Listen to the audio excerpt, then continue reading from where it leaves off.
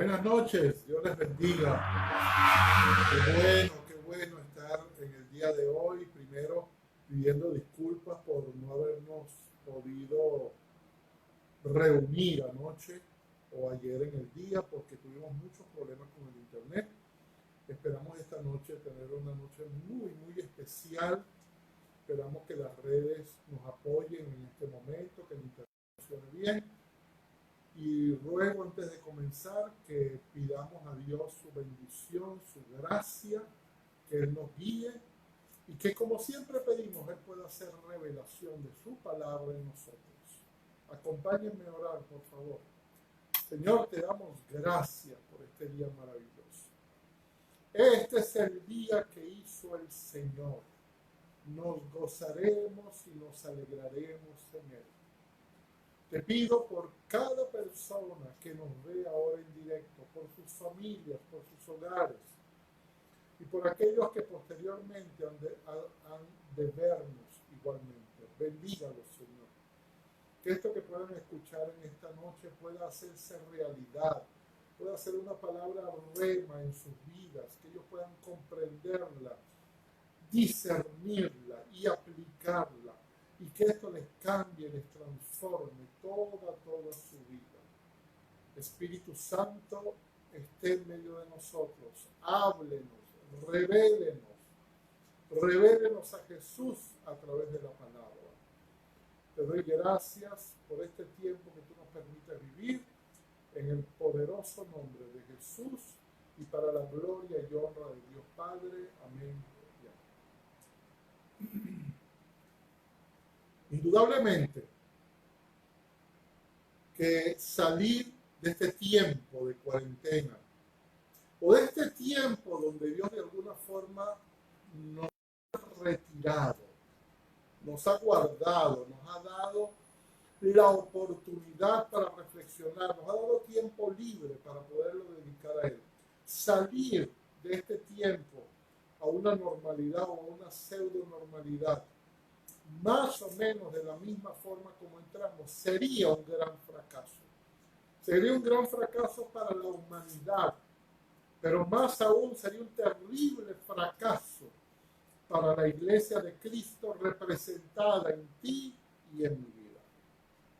De tal manera que nosotros tenemos no solamente que entrar en un tiempo de profunda reflexión, de profunda búsqueda de la santidad de Dios, sino realmente discernir lo que Dios nos está hablando a cada uno de nosotros en particular, porque cada vida tiene un llamado de Dios particular. Quiero hablarles en esta noche y el título que quiero ponerle a este mensaje, más que un estudio es un mensaje, se llama "Y entrando en el santuario entendí". Y entrando en el santuario, digamos, Señor, ayúdame, mira lo que está pasando, por dónde vamos, Señor. Y de dentro de su corazón salen plegarias hacia Dios. Entonces, recuerde esto, entrar en el santuario, entrar en ese lugar apartado, tiene que ver con un estilo de vida. Es consagrarnos, es buscar la santidad de Dios. Zacarías capítulo 1, versículo 3, dice así: "Así ha dicho Jehová de los ejércitos, vuélvanse a mí y yo me volveré a vosotros". Vuélvanse a mí, yo me volveré a vosotros. En el original la acepción es arrepiéntanse. Arrepiéntanse. Yo me debo arrepentir no solamente de los pecados conscientes que yo tengo. ¿Se acuerdan del Salmo 139 cuando Dios decía, o el salmista decía, examíname, oh Dios, y conoce mi corazón? Mírame en los secretos, Señor. Mira donde yo no entiendo, donde yo no veo. Saca los pecados. Saca lo que estoy haciendo mal. Saca el estilo de vida que no me conviene. Saca lo que está fuera de tu voluntad. Eso es lo que significa arrepentimiento. De hecho, la palabra en el griego, acuérdense que aquí estamos en el Antiguo Testamento que fue escrito en hebreo, pero la palabra en el griego para arrepentirse es metanoia. Y metanoia significa literalmente literalmente metamorfosis o dar una vuelta de 180 grados, dar un vuelco completo, un cambio de dirección absoluta. Entonces, ¿en qué tenemos que cambiar? ¿En qué tenemos que volvernos a Dios? Porque Dios nos está llamando a volvernos. Unas traducciones dicen, vengan a encontrarse conmigo, ha dicho Jehová de los ejércitos. Dios anhela que nos encontremos con Él, que nos encontremos en ese lugar, en ese santuario, donde Él pueda hablar, donde Él nos pueda guiar. Pero el encontrarnos no es algo donde yo entro y salgo, es mi estilo de vida. Yo creo un santuario, yo creo un altar que es eterno y siempre estoy en ese santuario, siempre estoy en ese altar, de tal manera que en cualquier tiempo o en cualquier momento Dios me puede hablar, que en cualquier tiempo o en cualquier momento Dios puede llamar mi atención. Entonces Dios está llamando nuestra atención. Y fíjense como lo dice Santiago, acercaos a Dios y Él se acercará a vosotros, pecadores. Limpien sus manos y vosotros los de doble ánimo purifiquen sus corazones. Afligíos, lamentad y llorad. Vuestra risa se convierte en lloro y vuestro gozo en tristeza. Humillaos delante del Señor y Él os exaltará.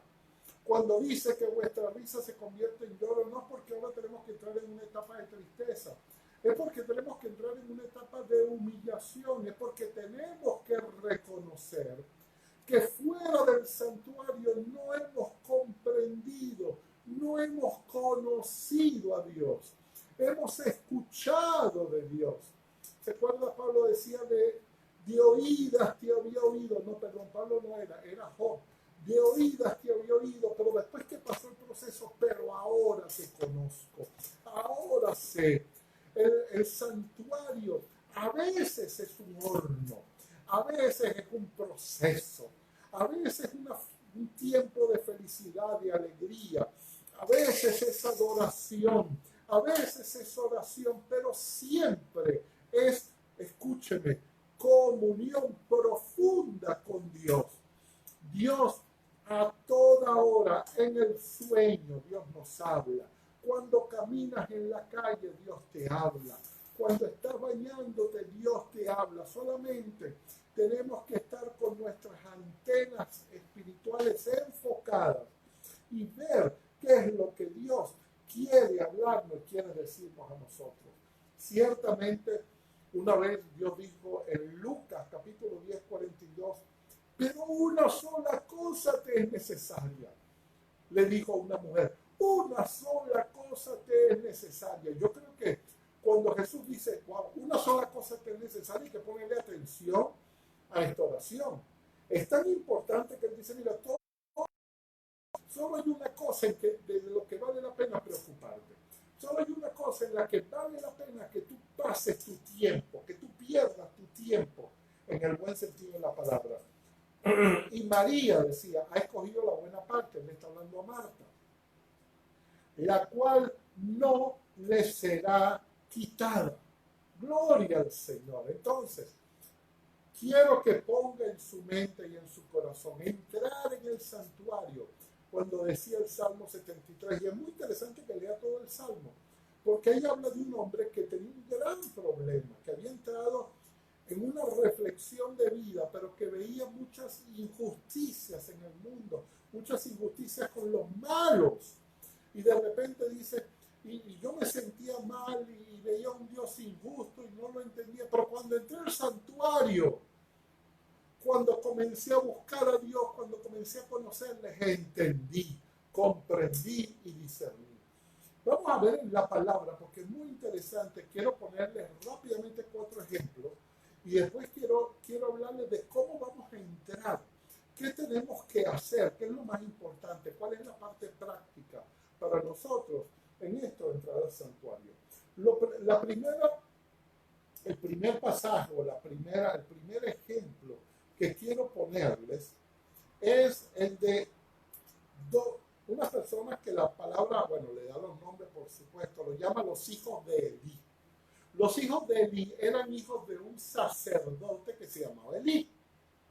Y estos hijos, por supuesto, para ser sacerdotes, para llevar adelante la ofrenda, para llevarla al altar, para cumplir con los preceptos de conducir los sacrificios de la ofrenda, era gente que tenía que tener un conocimiento por lo menos intelectual de Dios, tenía que conocer a Dios, pero además eran hombres, escuchen bien, que vivían en el santuario terrenal, en donde estaba el altar, donde estaba el templo, ahí vivían ellos, ahí habitaban junto con Elí, que era el sacerdote. Pero fíjense cómo lo describe Primera de Samuel, capítulo 2, versículo 12. Los hijos de Elí eran hombres. Ni siquiera dice que eran cristianos ahí, más o menos, que tuvieron que... No, dice que eran hombres impíos. De hecho, en una traducción que busqué en el inglés, dice, eran hombres perversos, hijos de Belial. ¡Wow! Un hijo de un sacerdote, de alguien consagrado. Una gente que en el exterior estaban consagrados a Dios. Pero fíjense lo que además termina diciendo el versículo. Y no tenían conocimiento de Jehová. ¿Qué significa no tener conocimiento? No lo conocían íntimamente. Conocían las formas, pero no conocían el fondo. El hombre siempre ve las formas, pero Jehová pesa los corazones, Jehová ve el fondo. Entonces, para los demás, ellos eran hijos de sacerdotes, gente consagrada. Por eso, no ponga su mirada nunca en la gente que le conduce, ni siquiera nosotros los pastores, porque somos gente que fallamos. Estamos en un camino por buscar la santidad, por ir hacia Dios, pero nosotros tenemos que poner los ojos de nuestra meta en Cristo, a Él tenemos que apuntar, al carácter de Jesús, al carácter de Dios. Entonces, y fíjense lo que dice 2 de Corintios, dice qué comunión, qué compañerismo tiene la justicia con la injusticia y qué concordia Cristo con Belial. Es decir, que cuando en Primera de Samuel se les dice que ellos son hijos de Belial, literalmente son hijos del diablo. Entonces, gente consagrada sin conocimiento de Dios. Primer ejemplo. Vamos con el segundo ejemplo. Los fariseos. Si había gente que oraba, los fariseos. Había gente que conocía las escrituras, los fariseos. Se preparaban desde niños, conocían el fondo, conocían de dónde venían las raíces de cada letra, de cada palabra, qué quería decir Dios, cómo lo quería decir. Estaban instruidos.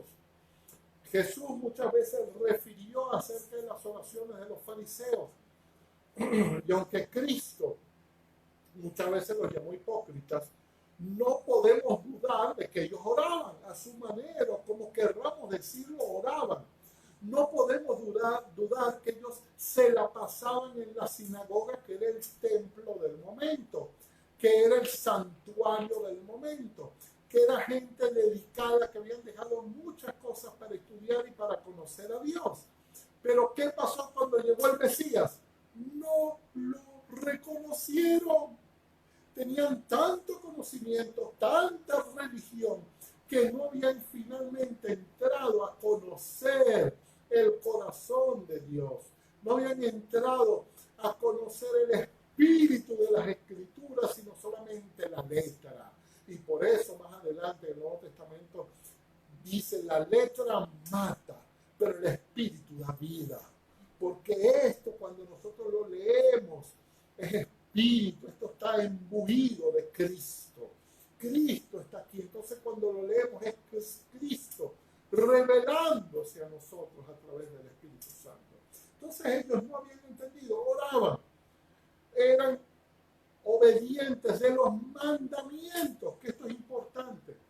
Dice la palabra que los mandamientos son la lámpara de tu vida. Entonces parece que ellos estuvieran alumbrados, pero la hora de la verdad, cuando fueron confrontados con la profecía, cuando fueron confrontados con Cristo, donde tenían que darse cuenta, wow, Señor, eres tú eres el Mesías. De hecho, usted puede encontrar hoy en día en internet, métase, busque a los rabinos, ellos están diciendo ahora, ya tenemos la venida cercana del Mesías, porque de alguna forma le está llegando un aire, un viento de revelación de que las profecías ya se han cumplido y que el Mesías va a venir pronto. Amén. Pero quiero seguir rápido. El tercer ejemplo, que es sumamente interesante, ejemplo de las 5 vírgenes insensatas. Había 5 vírgenes que habían buscado de Dios, pero había 5 vírgenes insensatas. ¿En qué fallaron? Les vuelvo a recordar, eran vírgenes, estaban consagradas, habían dejado cosas en su vida para consagrarse a ser vírgenes, para servir al esposo. Ellos tenían una consagración, ellas oraban, tenían sus lámparas. Inclusive en el pasaje cuando ellas son confrontadas, ellas estaban esperando al esposo. Ellas estaban en el lugar adecuado, en el momento adecuado, donde realmente debían estar. Entonces, ¿cuál fue la falla? ¿Dónde fallaron? Yo quiero llevarles a una escritura.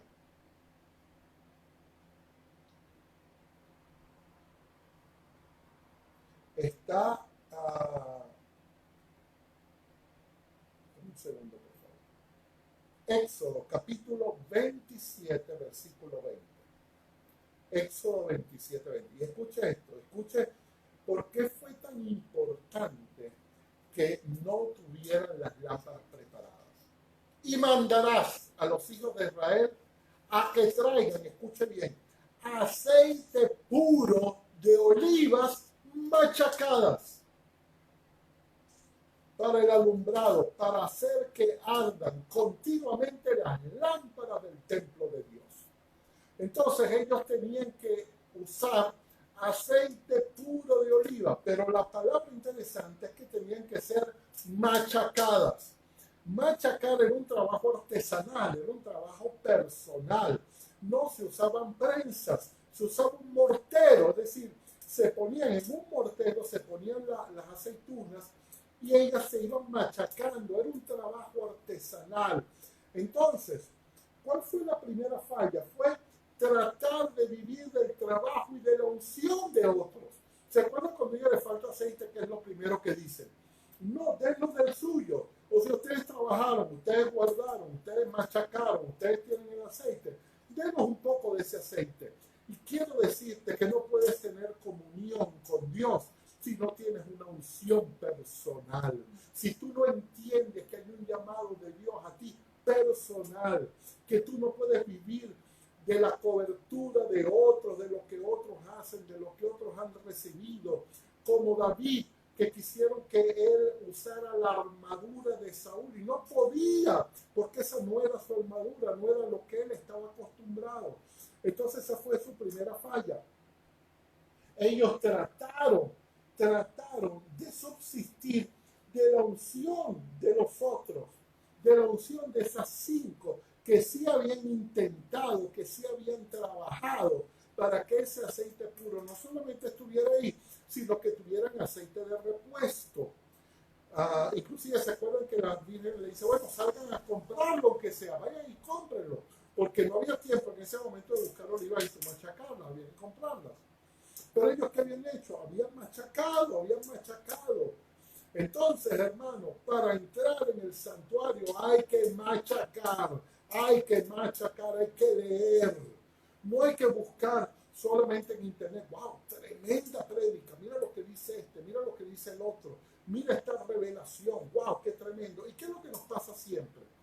Tú dices, wow, escuché una prédica tremenda, y después tú les preguntas, mira, ¿y de qué habló? Y escasamente te acordarás una o dos cosas, una leve idea. ¿Por qué? Porque era la unción de ese predicador que machacó. Entonces, después que tú me escuches, a ti te toca machacar. A ti te toca buscar, prensar esas aceitunas para tener ese aceite fresco. ¿Cuál fue el segundo problema que ellas tuvieron?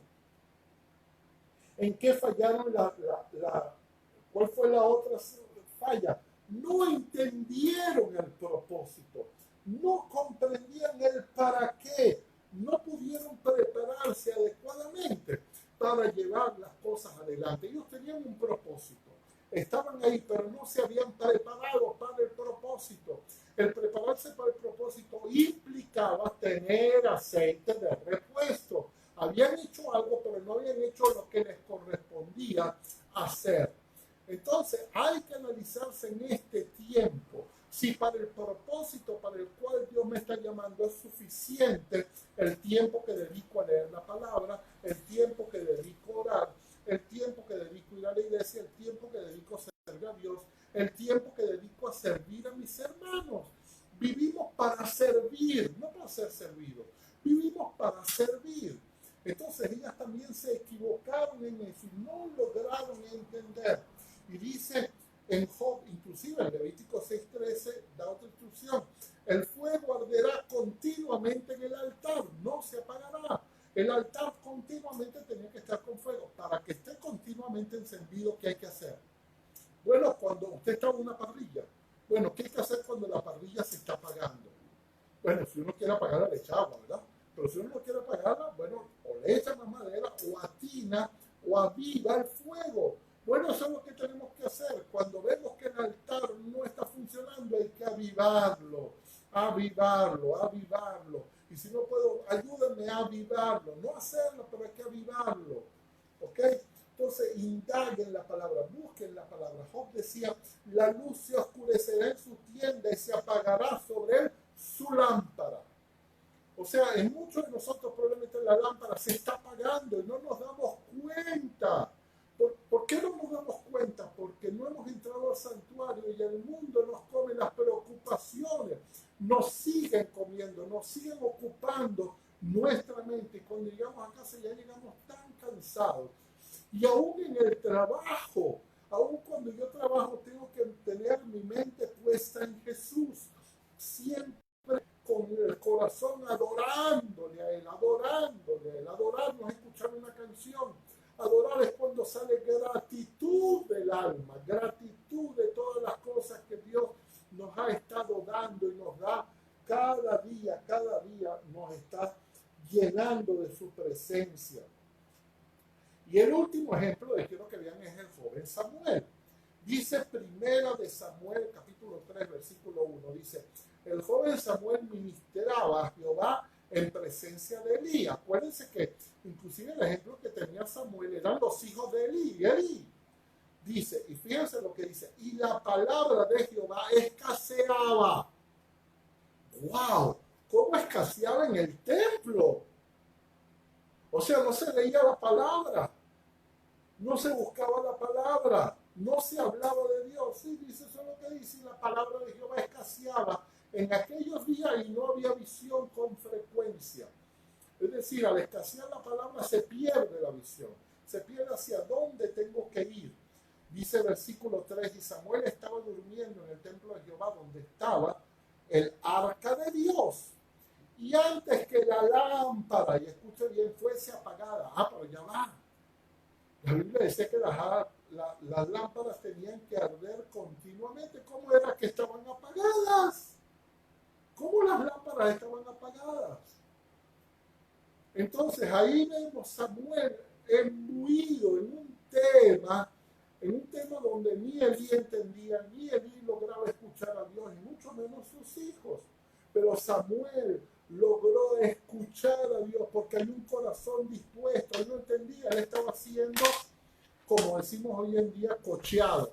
Era un coach, lo estaban diciendo, bueno, tienes que hacer esto, tienes que hacer lo otro, pero finalmente Dios decide, viendo el corazón, viendo la intención de Samuel, que él sí quería entender a Dios, él quería conocerlo de todo su corazón. Entonces él le habla y la vida de Samuel hace un cambio total y se vuelve el gran profeta Samuel, que después va a guiar al pueblo hasta que llega Saúl, ¿verdad? Y en Mateo dice, vosotros sois la sal de la tierra, y esto es un llamado a nosotros. Aquí Dios nos está agarrando por los hombros y nos está sacudiendo. Mateo capítulo 5, versículo 13. Vosotros sois la sal de la tierra, pero si la sal se desvaneciere, si se desvirtúa, si deja de ser sal. Yo no sé si ustedes se han dado cuenta que la sal hoy en día parece que no salada como la de antes. Parece que hay que echarle mucha sal para medio sentir la sal. Bueno, ¿qué pasa? Para nada, sino para ser echada afuera y ser hollada por los hombres. ¡Wow! Dios nos está diciendo, mira, vengan y entren en comunión. Quiero encontrarme con ustedes. Porque si no, ustedes van a ser nubes sin agua, sal sin sabor, luz apagada. La lámpara de ustedes se va a desvanecer, se va a apagar. Amén. Ahora, quiero entrar en el punto directo. ¿Qué tenemos que hacer? ¿Qué tenemos que hacer? Bueno, lo primero, escuchen hermano, tenemos que conocer a Dios, pero no conocerle en la letra, conocerle en profundidad, conocer ese Cristo revelado, al Cristo que se le reveló a Pablo. Pablo, que no había conocido, decía, Señor, yo no te conocí en la carne, pero aún si te hubiera conocido en la carne, hoy no te hubiera conocido así, porque ahora conozco tu corazón, conozco tu intención, conozco lo que amas y lo que te desagrada. Tú sabes lo que desagrada a Dios, no lo que a nosotros nos parece, no que nos parece, Dios siempre es bueno, Él nos ama, no, eso está bien. Y eso es cierto, porque el amor de Dios es inconmensurable, no se puede medir, es demasiado grande, nosotros no lo podemos comprender, no podemos salirnos ni hacia arriba, ni hacia abajo, ni a la izquierda, ni a la derecha, porque nada nos puede separar del amor de Cristo. Pero ¿qué dice la palabra? ¿Cómo conocemos a Dios? ¿Cómo conocemos a Dios en la intimidad? Y más importante, ¿cómo conocemos al Dios que te toca conocer a ti? Tú tienes que conocer aspectos de Dios que solamente tiene que tratarlo Dios contigo. Conmigo va a ser otra cosa, pero contigo Dios tiene que tratarlo. Juan 16:3 dice, y hacen esto porque no conocen al Padre ni a mí. Así decía Jesús. Van a hacer esto porque no van a conocer ni al Padre ni a mí. Pero ahí estaban los fariseos, pero ellos no conocían ni al Padre ni lo conocían a Él. No los conocían, no conocían el corazón. Entonces, lo primero que tengo que hacer es entrar en ese santuario, en la comunión con Dios. Y vuelvo y repito, esto es un estilo de vida. No piense que entrar en la comunión, bueno, si estoy orando media hora, voy a subir a 1 hora. Si estoy orando 5 minutos, voy a subir a 10. No. Eso es importante, eso debe hacerlo. Mientras usted mejor es mejor. Pero tiene que tener un estilo de vida donde toda su vida es una oración, donde toda su vida es gratitud, donde toda su vida es adoración, donde toda su vida es estar conociendo a Dios, es buscarle, es inquirir, como dice la palabra. ¿Se acuerda cuando el salmista decía, una sola cosa he demandado, y vuelve con una sola cosa he demandado? Y aquí es donde aparece la palabra demanda. Una sola cosa he demandado a Jehová, y esta buscaré, que yo esté en la casa de Jehová todos los días de mi vida para contemplar su hermosura e inquirir en su templo. Aquí quiero decir que estemos todo el día en la iglesia, que nos metamos todo el día en la iglesia, o el templo es esto que está acá. Ciertamente mi cuerpo es el templo del Espíritu Santo, que mi mente, alma,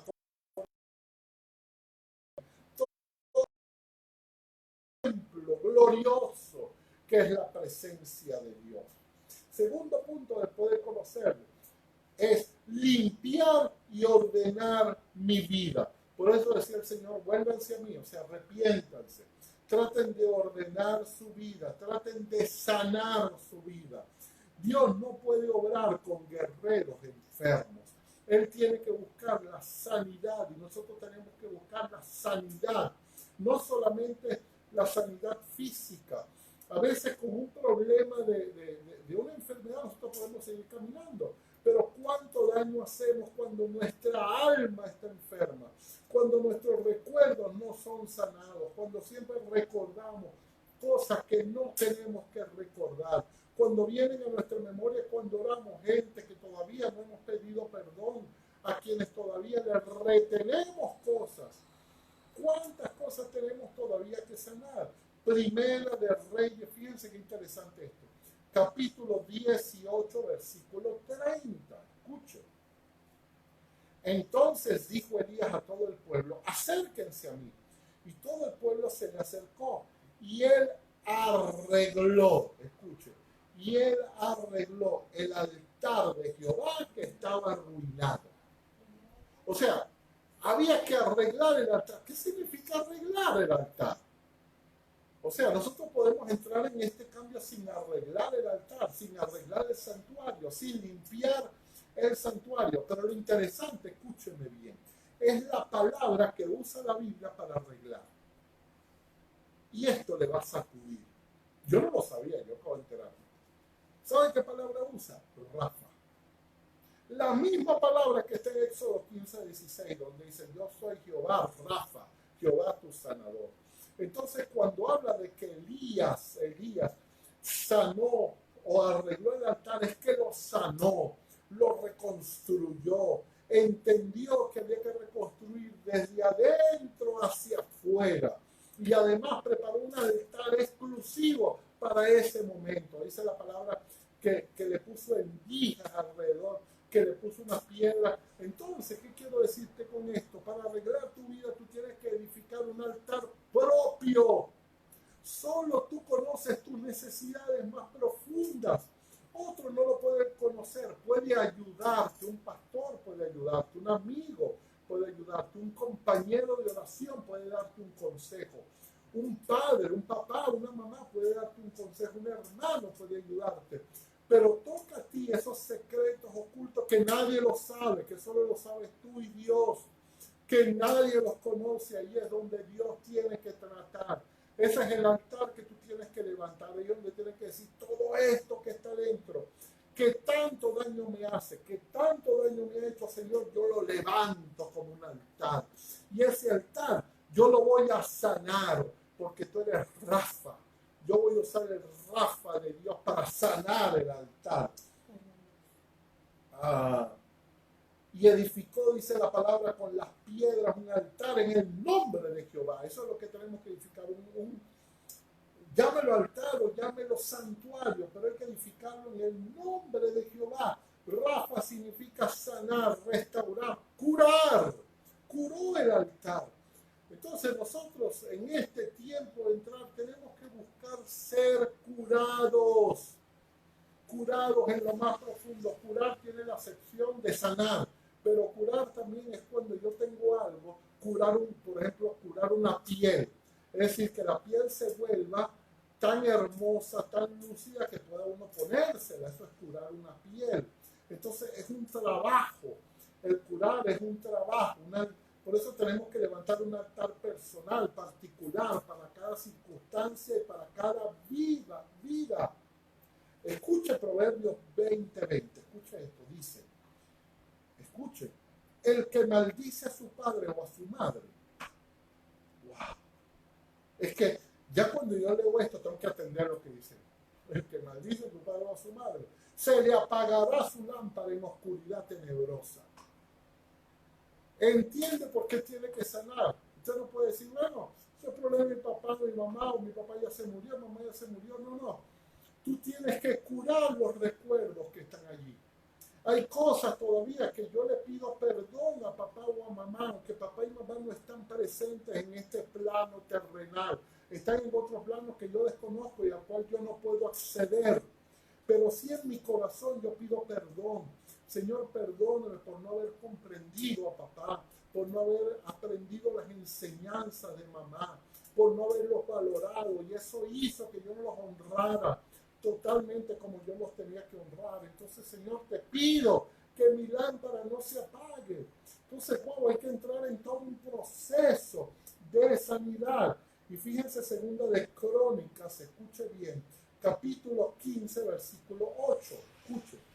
Y aquí vienen 4 pasos muy importantes para esto de levantar el altar y para tu vida. Dice, Segunda de Crónicas 15:8.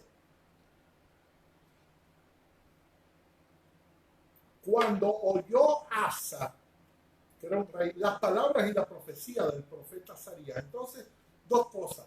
Tienes que aprender a escuchar la palabra y las profecías. Profecía no es lo que debe venir. Esto se llama la profecía. Por eso dice, y esta es la profecía más segura. Entonces, pero tienes que aprenderla. Tienes que imbuirte del Espíritu que está aquí. Que cuando tú leas, tú veas a Cristo saliendo de aquí, hablándote. Tú veas a Cristo revelándose. Cristo se revela en los Salmos, se revela en el Antiguo Testamento, se revela en Jacob, se revela en José, se revela en Abraham, se revela en cada personaje de la Biblia. Se revela y tú tienes que ir entendiendo el Espíritu de Cristo en cada personaje de esto. Entonces, lo primero es escuchar, oír la palabra. ¿Y cómo crece nuestra fe? ¿Cómo crece nuestra fe? ¿Cómo se incrementa? ¿Cómo ejercitamos nuestra fe? Oyendo la palabra, escuchando la palabra, leyendo la palabra. Tengo que tener un tiempo de profunda reflexión. No voy a leer, no es que, bueno, hoy me tocan 4 capítulos, 5 capítulos. Voy a leer un salmo, después leo 2 capítulos del Antiguo Testamento y después leo uno del Nuevo y ya cumplí. No, eso no funciona. No importa si tú te dedicas a leer un solo versículo, pero ese versículo cambia tu vida. Eso es lo que tenemos que cambie, que la palabra afecte, que la palabra toque, que la palabra quebrante. Por eso dice, y más poderosa que espada de doble filo, que penetra hasta los tuétanos, que discierne los pensamientos del corazón. Segundo dice, fue Asa y cobró ánimo.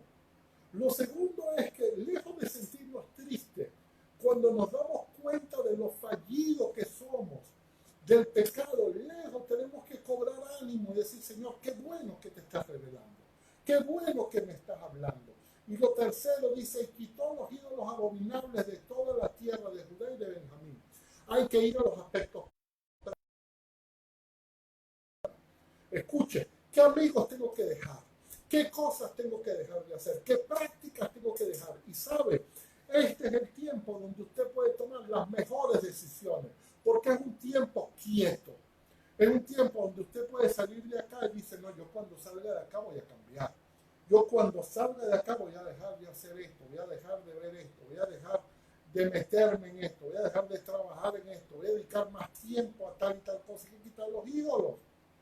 Y dice, finalmente, y restauró y reparó el altar de Jehová. Entonces escuchó, cobró ánimo, tomó unas decisiones y restauró el altar de Jehová. Inclusive dice la palabra que ellos habían roto el pacto y la alianza. Cristo, cuando tú dices Cristo es mi Señor, Cristo es el Señor de mi vida, tú no puedes romper ese pacto.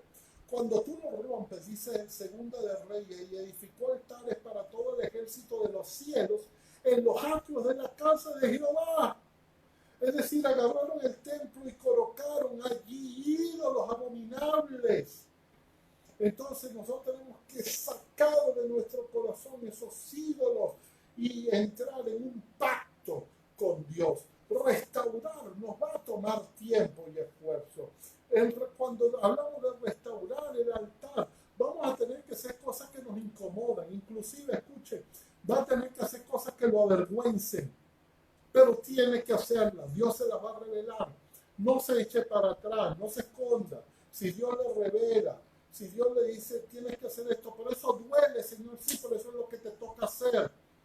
Pero, Señor, yo no quiero, pero eso es lo que te toca hacer. Y muchas veces vamos a tener que hacer cosas que nos van a parecer injustas.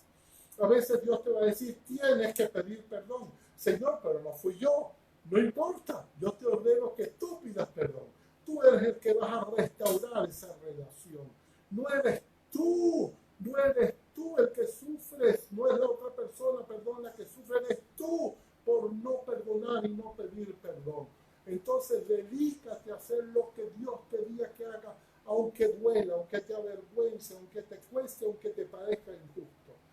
Hoy puse en el chat de la iglesia, La vida a veces es injusta, pero Dios siempre es justo. Dios es justo y te va a hacer justicia. Entonces pido al Señor que tú puedas levantarte en este tiempo. Pido al Señor que tú puedas llenarte de valor, de ánimo, y puedas entrar en su santuario y conocerle. Que tú puedas adoptar un estilo de vida diferente. Vamos a seguir hablando de esto, pero que tú salgas de este tiempo y que tú entras en el santuario y disciernas y entiendas y empieces a conocer a un Dios que hasta ahora no has conocido, pero que Él quiere conocerte, Él quiere llegar cerca de ti, quiere que te acerques a Él. Señor, gracias por este tiempo. Bendito sea tu nombre, Señor. Cambia nuestras vidas, transfórmanos. Transfórmanos de adentro hacia afuera. Transforma primero el fondo y después cambia la forma, Señor. Cambia nuestras familias, cambia nuestros matrimonios, cambia nuestra iglesia, cambia nuestro país. Pero primero cámbianos a nosotros. Señor, a veces queremos orar, interceder por el país, pero si no tenemos mi altar propio levantado, ¿cómo puedo orar? ¿Cómo puedo interceder si no tengo un altar personal? No tengo un santuario donde entrar y hablar contigo. Señor, háblanos en esta noche y te doy gracias. Guíenos en el camino eterno, en el nombre poderoso de Jesús. Gracias por todos los que nos acompañaron. Gracias por estar con nosotros. Y quiero rogarte, por favor, no es muy difícil ir a YouTube y suscribirte. En la medida que tengamos más suscriptores, vamos a tener más presencia en YouTube. No estamos interesados solamente en que la gente nos vea, estamos interesados en esparcir la palabra de Dios. Amén. Que Dios les bendiga, que Dios les guarde. Les doy gracias por estar con nosotros y que Dios pueda premiar este tiempo y pueda realmente cambiar esos corazones en nuevos corazones. Dios les bendiga, les amo. Bye.